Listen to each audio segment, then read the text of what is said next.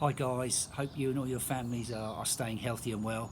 And fingers crossed that we're going to look forward to some positive news this Monday when the government outlay their roadmap, and hopefully we can get some idea of a start date for returning to the wonderful game that, no doubt like you guys, I'm thoroughly missing. So today, just to continue to give you stuff in the back garden or indoors that you can work on to try and keep your inspiration and use this time to get on top of certain things within your golf game to try and feel those improvements ready to get started. So I'm just going to look at today is just look at the footwork in your golf swing and just look at some of the fundamental bits about how that affects the shift of weight and transfer at certain points in the swing, and how again you can create better balance. Those people that maybe are struggling with their balance or a little bit unstable in their golf swing, hopefully this particular video is going to help you with that. So we just come to square on position first, like so. So something that I can tend to see a lot in golfers throughout my lessons over the years is that when they build their stance for their irons, is I tend to see they get the feet sort of out, sort of just on the outside width of the hips apart, but the feet and the toes are very square in towards the ball, almost pigeon-toed in towards the golf ball, like so. Now, when I hang into my posture from here, when I start that swing, what's going to happen here is you're going to find that the weight will shift laterally from the left foot across the outside of the right foot and head more towards the toe. So as I take it away, you can see that shift across. Now from here, you see I've lost a lot of energy outside the back door. It's going to make it difficult for me to really press some speed and athleticism into the downswing from there. If I take my feet, same width, and just turn the toes slightly more open, like so, this way outwards, a bit like a Charlie Chaplin sort of style. Now, if I turn now in the backswing from here, as I turn here, you can see a big difference already. The weight has shifted diagonally from the golf ball, much more towards my right instep, but also it's actually allowed me to coil up and stay a lot more centered at the top of the backswing. So not only am I in a better balanced position, you can already see I'm going to be able to unwind with a lot more speed and athleticism in the downswing. So if I just turn now to look at it down the line, so feet slightly open, a bit Charlie Chaplinish, like so. As I said, as we make the turn to the top, we can see here the weight comes much more towards the right instep. Now this is the next bit of the footwork. I just want you to try and clear up with when you start that transition back to impact. Is that I commonly see, and this can sometimes come through the fact that when you watch great players, you see them finishing nicely on their right toe at the end of the golf swing.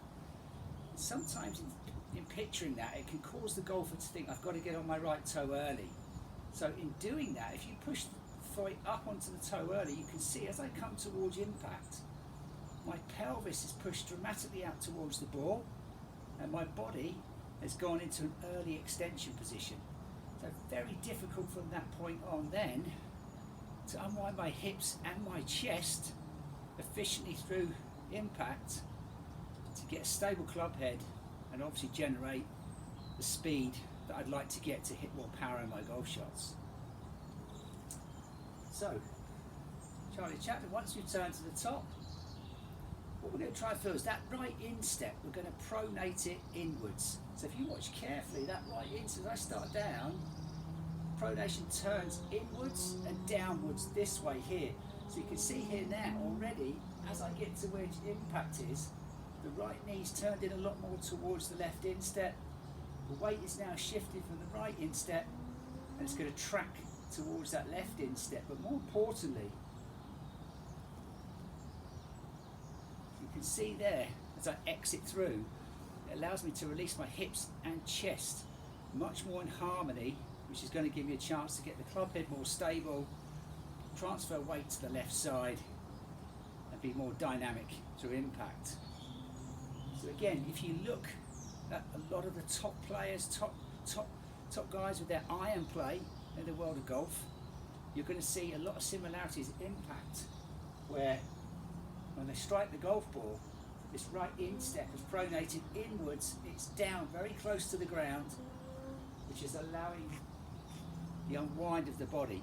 Yes, there may be one or two that do it slightly differently and have slightly different positions, but the general high consensus of great iron players will have this footwork at impact. So again, just looking at it from side on, feet apart. If I decide I want to go on my right toe too early, toe goes up, pelvis goes forward into early extension. You can see very difficult to create a powerful and efficient unwinding of the body from there. So if I get to here, if I now pronate that right instep inwards and in and down, you can see big difference here, impact. Down and in, this right side's in a lot tighter to the left side. And you can see now my hips and my chest can unwind much more efficiently to hit those more dynamic and stable golf shots. So guys, doesn't sound a lot, but amazing. Just the turn and understanding of your footwork is going to allow you to put the weight in more efficient positions at a certain part of the golf swing. But more importantly, in that downswing, it's going to allow you more athleticism and much more of a stronger body position at impact. Okay guys, hope that helps. In the meantime, before Monday, stay healthy, stay well, and look forward to good news on Monday and seeing you all on the other side. Enjoy the rest of your day.